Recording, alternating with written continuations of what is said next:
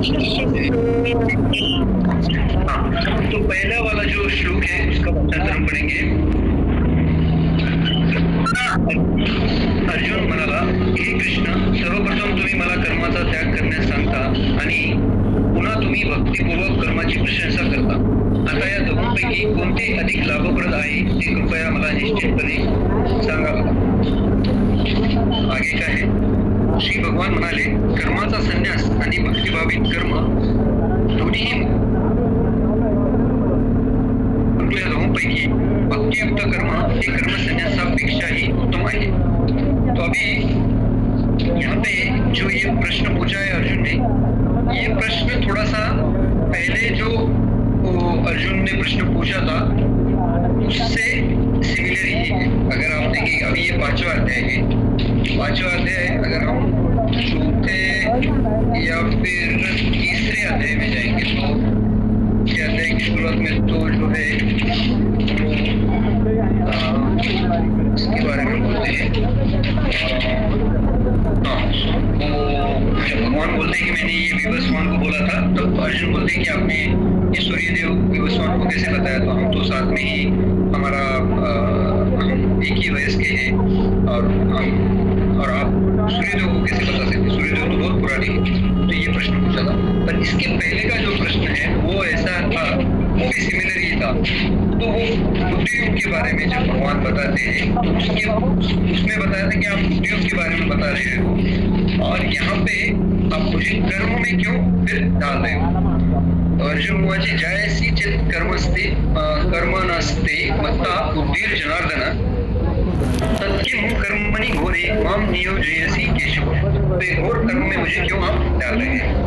तो देखिए, तो ये एक हालांकि ऊपर से देखा जाए तो ऐसा एक सिमिलर लग सकता है, पर पहले वाला जो टेक्स्ट था वो भगवान ने सोल, सुपर सोल, वो ऐसा ज्ञान दिया था अर्जुन को कि कैसे हम जो है वो आत्मा है. और आप जो भी सामने देख रहे हो, आपके जो रिलेटिव्स है, जो गुरु है, आपके पितामह है, आप उनको समझ रहे कि या आपके रिलेटिव्स है और वो नहीं मरेंगे, तो ऐसी बात नहीं है. वो भी मृत्यु प्राप्त करेंगे और आप भी करोगे, पर ये सब मेरे अंश है. तो ये एक बुद्धि के है ना, एक एनालिसिस हुआ था है ना, भौतिक जगत का एक एनालिसिस, सारे एलिमेंट्स, मटेरियल एलिमेंट्स, उसके बारे में बताया. सोल, फिर मटेरियल एलिमेंट्स जो भी है, तो उसके बारे में सांख्य योग जो जिसे कहते हैं वो है. उसमें उसके बाद कर्मयोग जब शुरुआत हुआ तब ये प्रश्न पूछा था अर्जुन ने कि आप जो एनालिसिस के ऊपर बता रहे हो, फिर मुझे इस घोर जो युद्ध है उसमें क्यों आप नियोजित कर रहे हो. और फिर यहाँ पे सिमिलर प्रश्न पूछा है. अभी चौथे अध्याय में कब हुआ, वैसे तो भगवान ने डायरेक्टली उनको डायरेक्टली तो ऐसा वर्ड नहीं यूज किया है कि आप युद्ध कीजिए, पर भगवान ने जैसे आपने देखा होगा तद्विधि प्रणिपातेन परिप्रश्नेन सेवा जब आया था 34वां श्लोक चौथे अध्याय का, तो उसमें भगवान ने गुरु का कंटेक्स्ट सेट किया था कि आपको गुरु से ज्ञान लेना चाहिए. और उसके पहले तो भगवान यज्ञ के बारे में ये बताते हैं. तो जो कर्म करना है वो क्यों करना है ना, कर्म योग या फिर कर्म योग हम कहेंगे, वो क्यों करना है. तो उसमें कर्म बंधन से हम नहीं निकलेंगे, ये कारण. और वो यज्ञ की है ना, यज्ञ करते हैं हम इस भावना से करना है. तो ये बताया. और फिर बाद में अहंकार का भी त्याग कैसे, जब हम गुरु को समर्पण करेंगे तो उस प्रकार से. और फिर बाद में आप मोहित नहीं होंगे जब तो एक प्रमाणित गुरु, एक साक्षात्कारी पुरुष, साक्षात्कारी भक्त आपको अगर ज्ञान देगा, फिर आप यज्ञात्मान पुनर्मोह एवं यस्य पांडव, आप फिर से मोहित नहीं होंगे. और ऐसा बोलते हैं.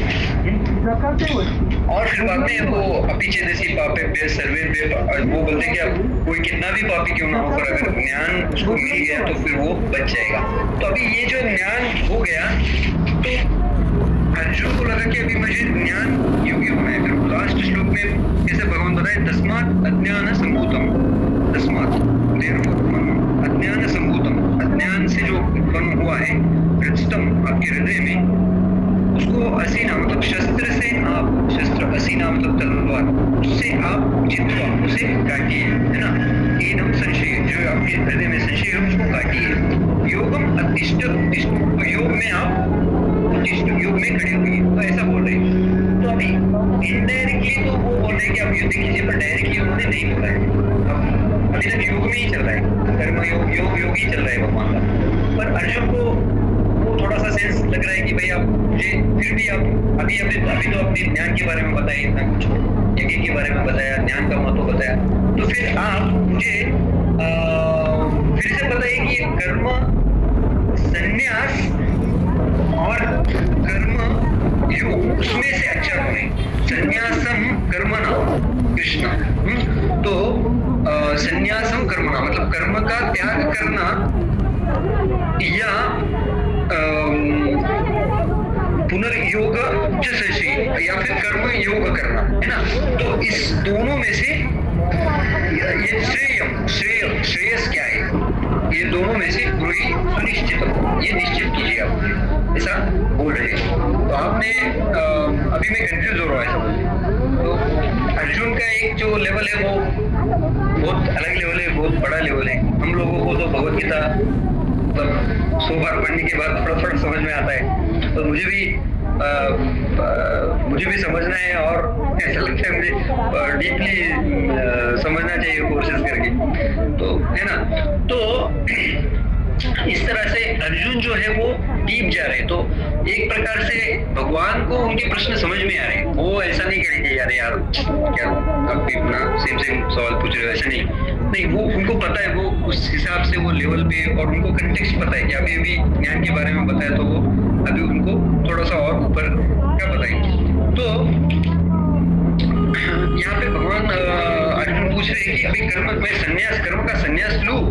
उनके मन में तो थोड़ा सा संन्यास के बारे में तो चल ही रहा था कि मैं छोड़ के चला जाऊँ युद्ध, अभी इसमें किसको मारूं मैं, तो ये तो कर्म बंधन में अटक जाऊंगा, या फिर कितना कुछ होगा, जो पहले बताया भगवान अर्जुन ने कर्म बंधन के बारे में उतना नहीं बोला था। तो भगवान यहाँ पे बोल रहे हैं संन्यास कर्म योगश्च निश्चयस करा भूभो, मतलब ये दोनों में से जो है वो, मतलब ये दोनों में से, हालांकि ये दोनों भी ठीक है, भगवान बोलते हैं कि कर्म संन्यास भी एक है और कर्म योग भी एक है, पर ये दोनों में से कर्म योग जो है वो बेटर है, क्योंकि ये आसान है, इजी। हम सब बद्ध जीवों के लिए ये एक इजी है, आसान है, सुलभ है। एक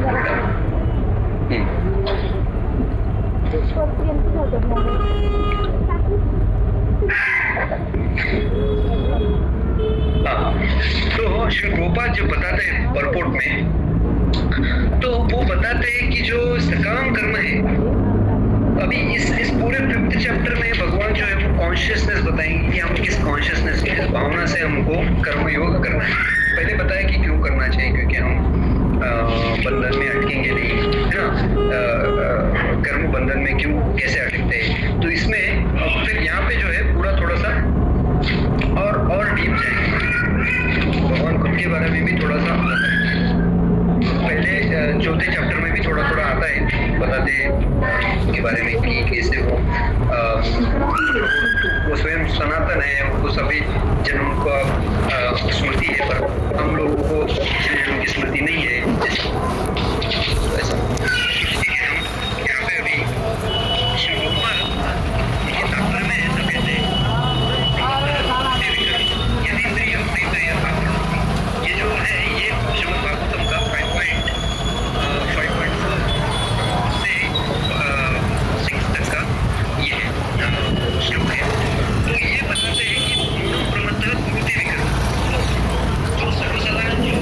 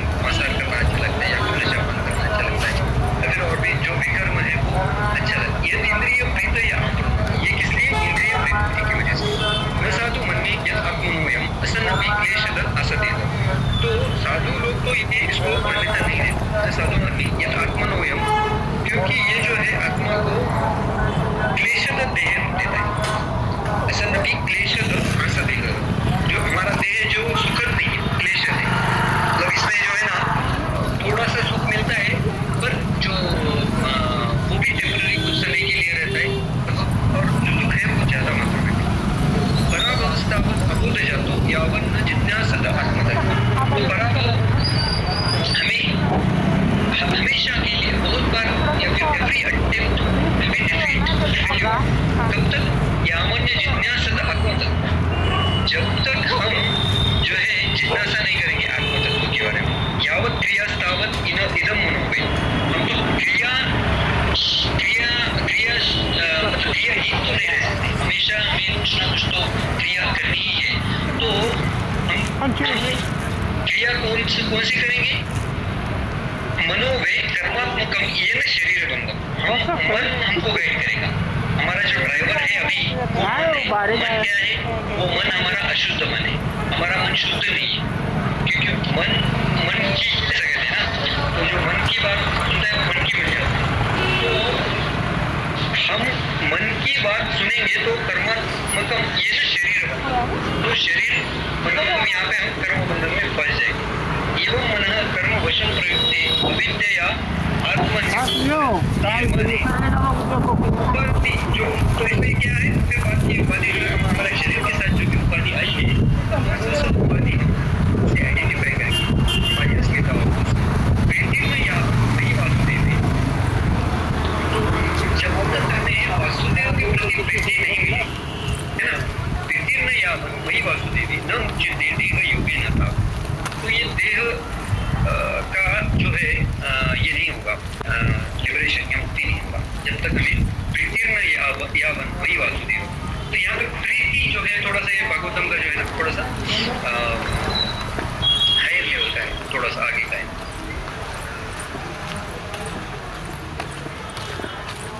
ओके, तो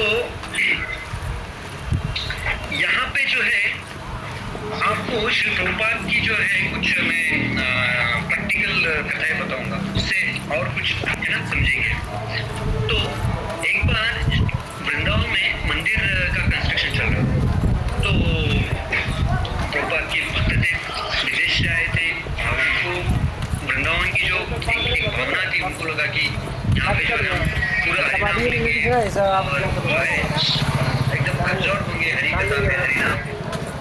तो बट प्रभुपाद ने उनको कंस्ट्रक्शन के वर्क में लगा दिया।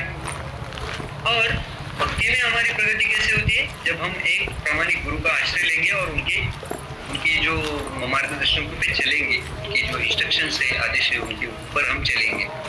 तो श्री प्रभुपाद अभी कंस्ट्रक्शन वर्क है, तो उसमें सीमेंट बैग्स है, उसमें जो सामान आता है उसको देखना, कैसे काम कर रहे हैं वर्कर, सब कुछ देखना, तो वो आता है। तो सीमेंट बैग का पूरा ये आया तो उसको काउंट करना। तो भक्त बोले प्रभुपाद मेरा जब नहीं हो रहा है, मेरा पूरा दिन सीमेंट बैग काउंट करने में ही चला गया। तो श्री प्रभुपाद बोले जो ये दिस इज ऑल्सो भक्ति। प्रभुपाद ने कहा दिस इज ऑल्सो भक्ति, क्योंकि आप जो है आप क्या कर रहे हैं? आप भगवान कृष्ण के मंदिर के लिए आप सेवा कर रहे हैं।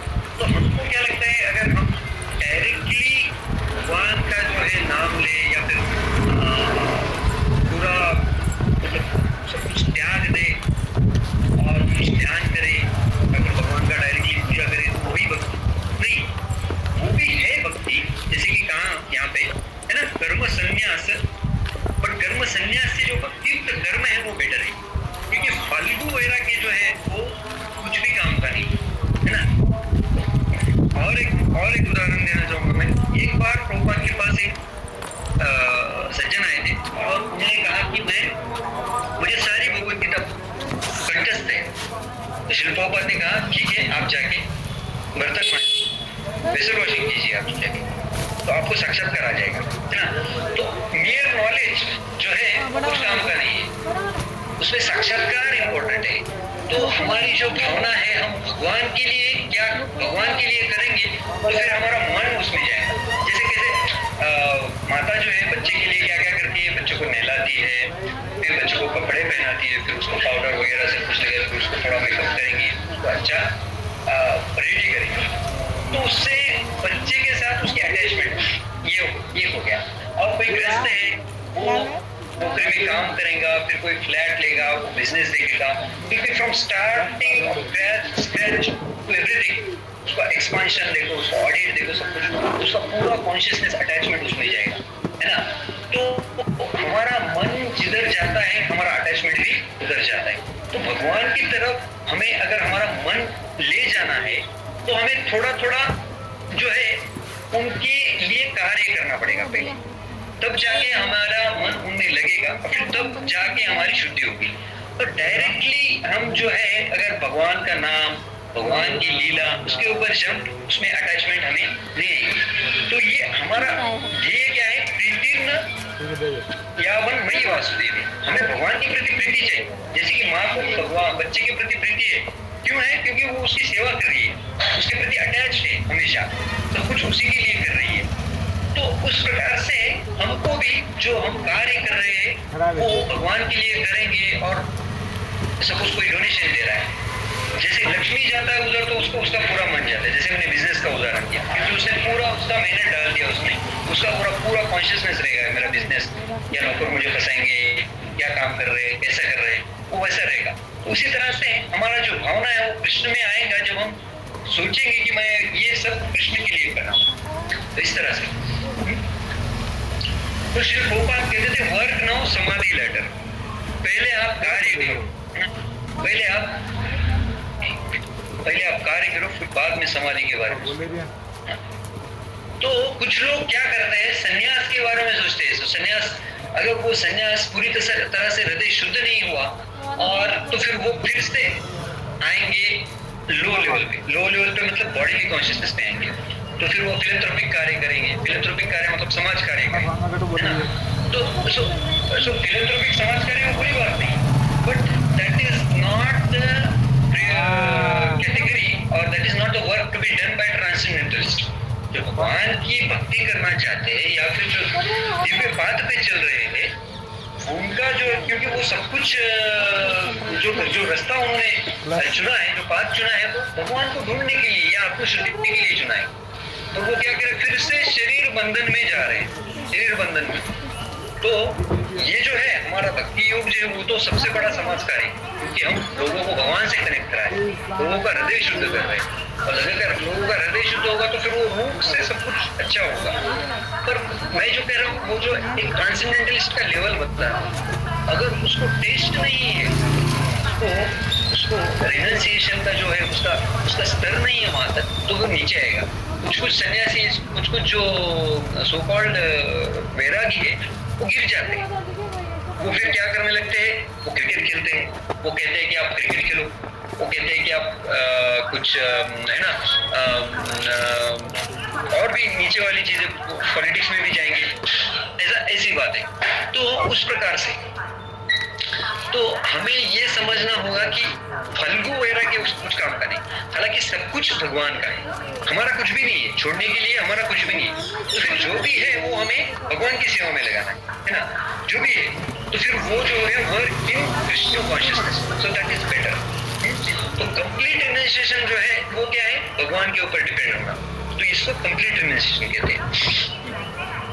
तो इसीलिए जो कृष्ण भावना में कार्य नहीं करेगा वो हालांकि वो वैरागी भी क्यों ना हो, उसका हृदय शुद्ध नहीं होगा। मैंने कई वैरागी देखे, वो बीड़ी पीते हैं। आप बीड़ी भी पी रहे, आप वैरागी भी है, मतलब क्या है, परफेक्ट वैरागी हो, है ना। तो आजकल जो है आपने न्यूज में भी पढ़ा होगा, सुना होगा, जो है दिस इज द टेस्ट, ये टेस्ट आध्यात्मिक भक्ति की, ये टेस्ट है कि उसको वो रियलाइजेशन आ गया है, नहीं आया तो वो गिरेगा, पूरी तरह से गिरेगा और लोगों को भी गिराएगा। तो एक लीडर है, वो लोगों को अध्यात्म का जो ढोंग रचा के, उसका चश्मा पहना के लोगों को फंसा रहा है। जो फंसना चाहते हैं वो उसकी तरफ जा रहे हैं।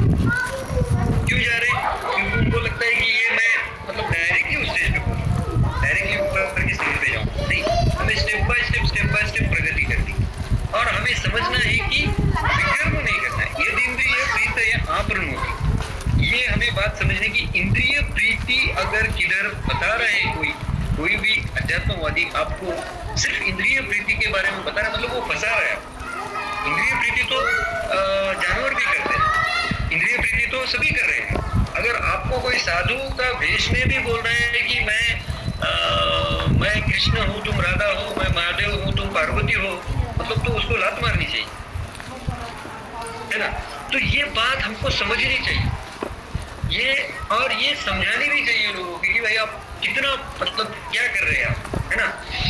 तो इस प्रकार से ये जो भगवत गीता की बेसिक चीजें बहुत से लोगों को पता नहीं है, और वो भगवत गीता में से भगवान कृष्ण निकाल लेंगे और खुद की ही कमेंट्री देंगे और गलत तरह से समझेंगे, इसलिए सब कुछ वो खुद को भी फंसा रहे और लोगों को भी फंसा रहे। तो यहाँ पे जो है तात्पर्य में ही प्रभुपाद बोलते हैं कि प्रपंचिकतया बुद्ध्या हरि संबंधी वस्तुना मुमुक्ष भी परित्यागो वैराग्यम फल्गु करते थे। तो ये वैराग्य जो है फल्गु वैराग्य जो है, क्योंकि भगवान से संबंधित वस्तु जो है वो छोड़ देता है, तो भगवान के साथ कनेक्शन नहीं ढूंढ पाता है। हमको भगवान के साथ कनेक्शन ढूंढना चाहिए, सब कुछ जानना चाहिए कि सब कुछ भगवान का ही। तो मैं बस एक छोटा सा एक स्टोरी बताऊंगा, फिर मैं एंड करूंगा।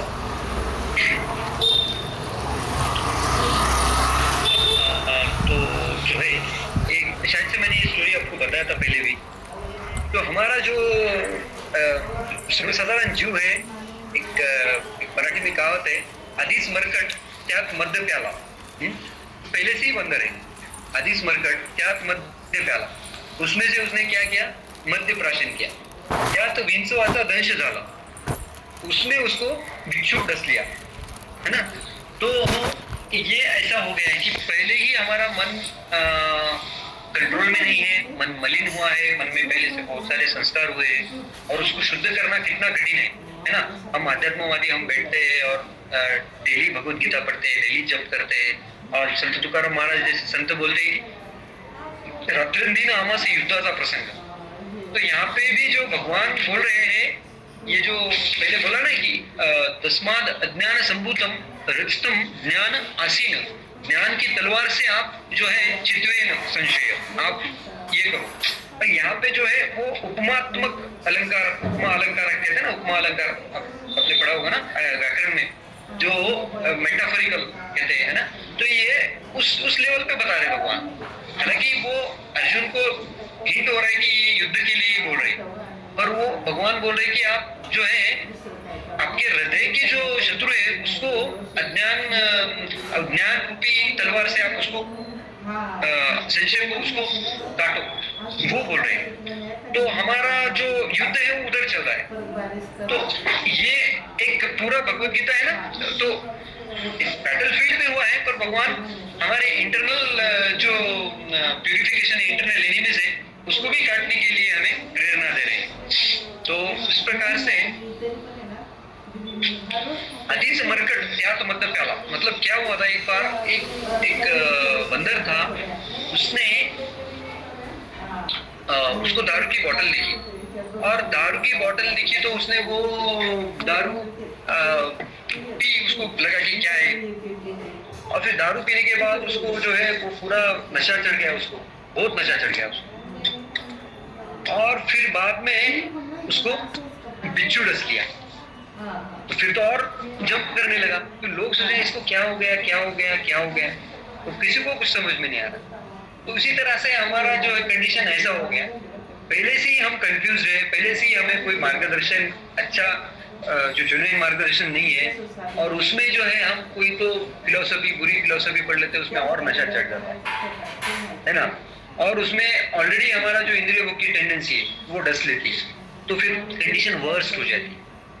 तो इसीलिए हमें भगवत गीता का सहारा लेना चाहिए, भक्तों का सहारा लेना चाहिए, और डेली पढ़ना चाहिए। तो हमारी कंडीशन वो आधीच मरकट त्यात मध्य प्याला, तो त्यात विंचवाचा दंश झाला, तो ऐसी हो जाएगी। और हमें बहुत सावधान से ये भगवत गीता का जो है पढ़ाई करना चाहिए, श्रवण करना चाहिए, और जितना डीप जा सके उसको उतना डीप जाना चाहिए, पढ़ना चाहिए। तो अभी मैं विराम दूंगा, मैं जब के लिए समय नहीं दिया है, तो बहुत बहुत धन्यवाद। अभी आप हम जब करेंगे, किसी का कोई प्रश्न है तो बताइए, तो हम जब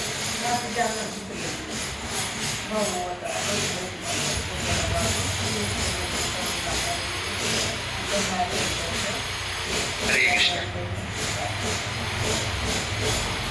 ओके, तो अभी हम जब करेंगे थोड़ी देर के लिए, ठीक है। श्री प्रभुपाद जय जय जय जय श्री कृष्ण चैतन्य प्रभु नित्यानंद श्री अद्वैत गदाधर वाहेगुरु द्वार करो।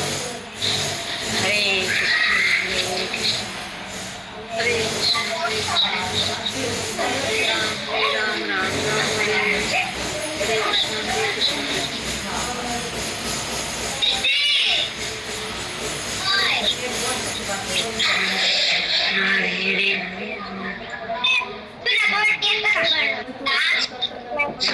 हरे हरे राम राम राम हरे हरे कृष्ण कृष्ण हरे हरे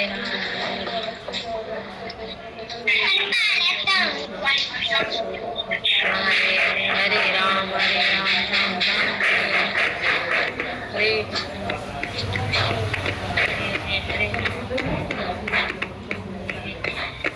हरे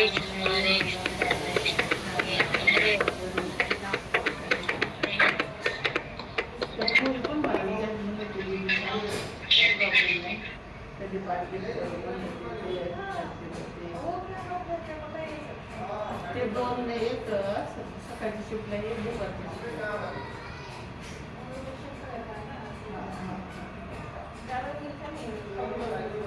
हां हां आणि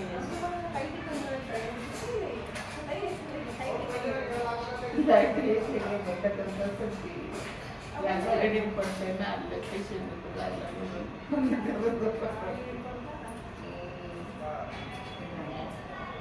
तरी पण तुला लाईट नसेल लाईट बिल किती दररोज 200-300 येत असते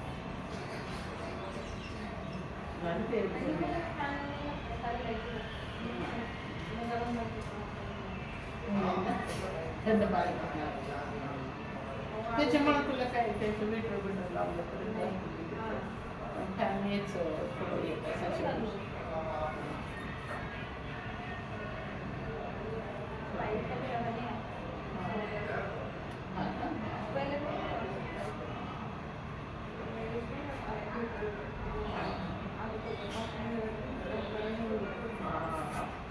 ते गरम पाण्याच्या आदर करून आणायचं तुझी पाय दुखून आले असेल आतमध्ये चलते कधीतरी येत जायचं ना माझ्या आने के बाद फिर फंस जाता तो अंदर गया तो गया बस ध्यान में रह दे हाँ लक्षात राहू दे फॅमिली हाँ पण सब हाँ देखते